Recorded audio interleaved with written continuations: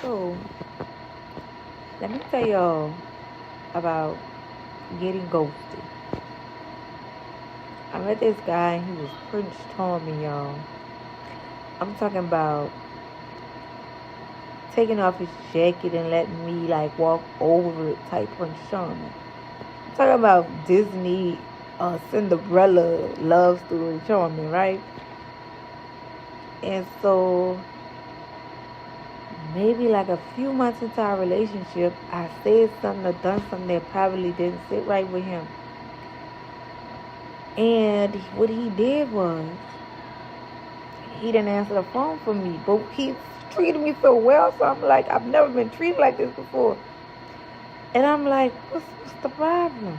So, because nobody had ever done me that, my anxiety or whatever, because I've never had anxiety before, but the feeling was just, ugh. So, I called him. He didn't answer. I didn't want to double call, but I couldn't believe that he wouldn't answer the phone for me, so I called him again. No answer. And so I left it alone, and I texted him. Still no answer. And I left it alone for real after that. And he called me back maybe like 3 days later, and we talked about it and stuff, and he was like, how you was feeling? I was like, okay, don't do me that. And so we moved on, and I did something else to push a button. He ghosted me again. And I'm like, oh, what's on? So now my anxiety is going through the roof. I'm like, I don't even know what I'm doing.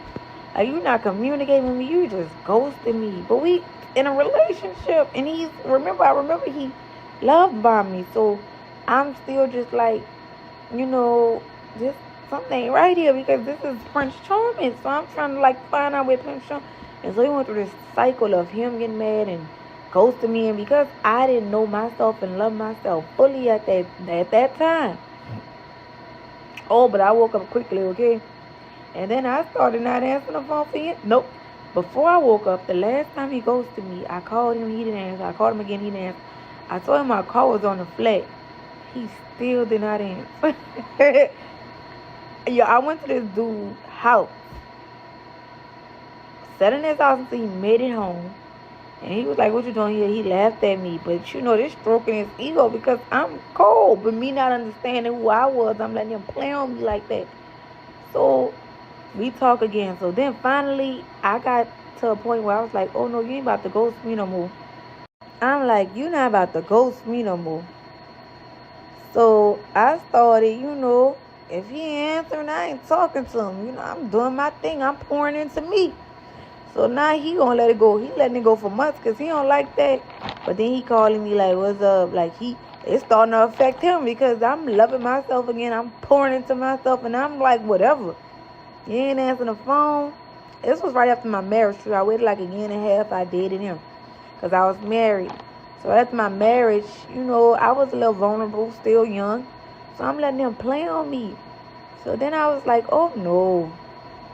So I started doing him the same thing, like, but for real, like, that ghosting, like, it gave me anxiety, like I used to, like, I started tiptoeing around him because I was like, I don't want him to get upset and not answer the phone for me.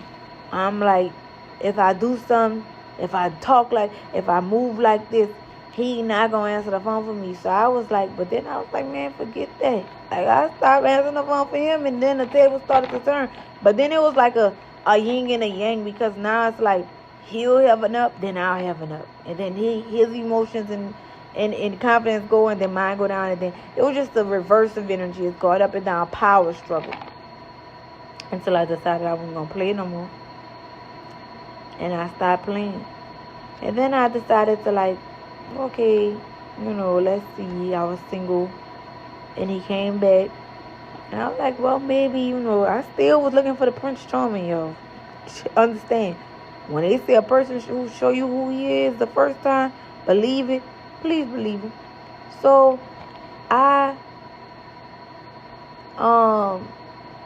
started doing my own thing, and I said, okay, he asked, we was separated for a while now.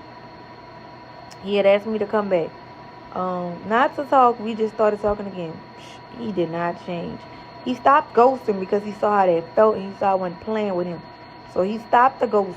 He wasn't ghosting no more because he knew I wasn't having it. Like, you ain't gonna have my energy up and down. But his ways, like, he didn't change. Like, he didn't ghost no more. But the little stuff he was dealing with and stuff, like, it didn't go away. Like, he was still that person. Like, he knew better to ghost than to ghost me. But he had other issues that I just could not deal with. And plus, I wasn't growing with him. Like, I had to start understanding my value, my worth, who I am. And I was like, baby, I'm cold. So, and not just cold because I'm just cold, but just my energy. He knew that too. And when he would lose me, he would need the energy again, so he'll come searching for me.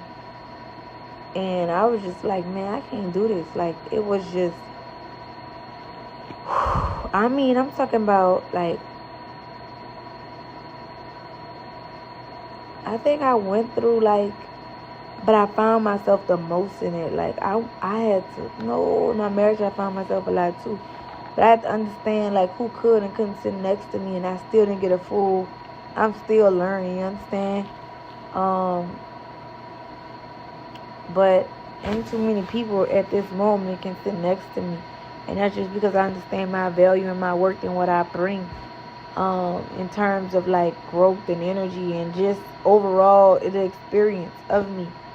And so, yeah, like, that ghosting ain't no joke. So, like, ain't nobody have time to be tiptoeing and watching what you're saying and stuff. No, I'm